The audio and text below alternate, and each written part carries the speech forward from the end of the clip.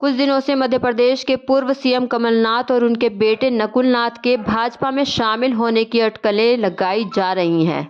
वहीं 17 फरवरी की दोपहर जब कमलनाथ अपने बेटे नकुलनाथ के साथ दिल्ली पहुंचे तो यहां भी उन्होंने भाजपा में शामिल होने के सवाल को खारिज नहीं किया और सिर्फ यही कहा कि आप लोग क्यों उत्साहित हो रहे हैं, यदि ऐसा कुछ होगा तो अब मैं आपको जरूर बताऊंगा। इन सब के बीच कुछ मजबूत वजह भी हैं जो कमलनाथ और नकुलनाथ के बीजेपी में शामिल होने की अटकलों को संकेत देती हैं। चलिए जानते हैं आखिर वो कौन सी वजह है जिसके चलते 77 साल के कमलनाथ कांग्रेस के 44 साल के साथ को छोड़ने पर विचार कर रहे हैं।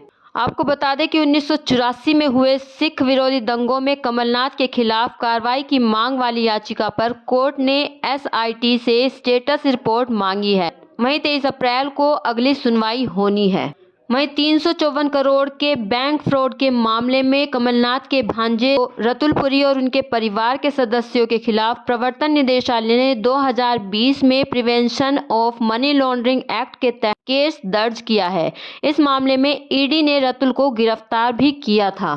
वहीं एक वजह यह भी बताई जा रही है कि एमपी में चुनाव हारने के बाद कमलनाथ की प्रदेश की राजनीति में ज्यादा अहमियत नहीं बची है और अब कांग्रेस की कमान छूटने के बाद कमलनाथ को सबसे ज्यादा चिंता नकुल की है। बेटे के पॉलिटिकल कैरियर और कारोबार के लिए कमलनाथ को सुरक्षित पॉलिटिकल प्लेटफॉर्म की जरूरत है।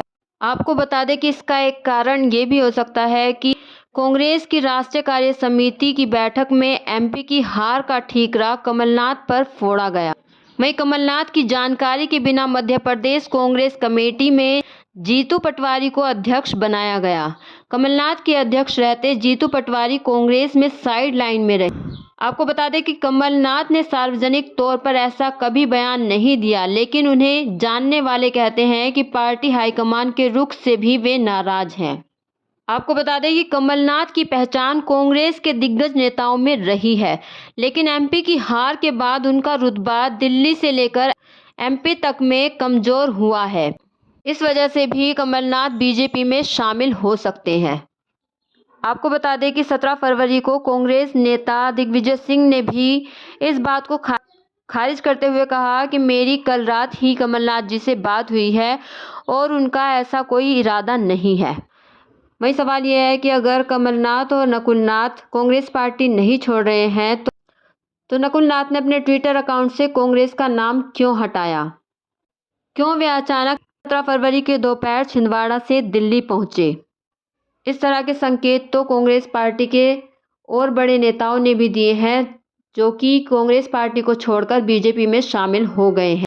तो इससे भी अनुमान लगाया जा सकता है कि कमलनाथ और उनके बेटे नकुलनाथ कांग्रेस पार्टी को छोड़कर बीजेपी में शामिल हो सकते हैं।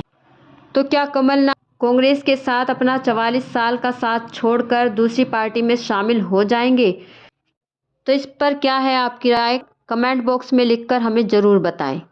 और उससे पहले हमारे चैनल को लाइक कीजिए, शेयर कीजिए, सब्सक्राइब कीजिए और बेल आइकन दबाना ना भूलें।